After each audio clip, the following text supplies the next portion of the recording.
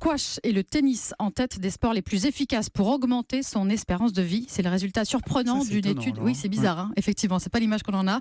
D'une étude qui est publiée donc cette nuit dans le British Journal Sports Medicine à partir de données récoltées sur plus de 80 000 adultes. Mélanie Gomez.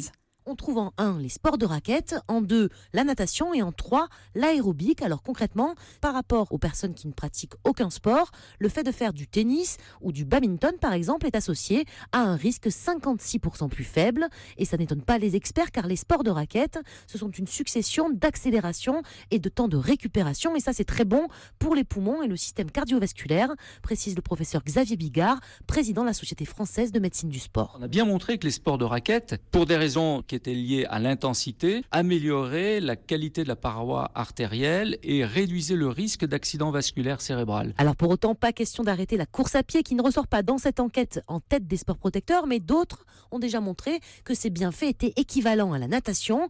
Et puis surtout, pour vraiment réduire son risque de décès grâce au sport, le plus important, c'est la régularité et l'intensité. Quel que soit le sport, pour avoir un effet, c'est au moins 45 minutes, 2 ou 3 fois par semaine. Mélanie Gomez, spécialiste santé d'Europe 1.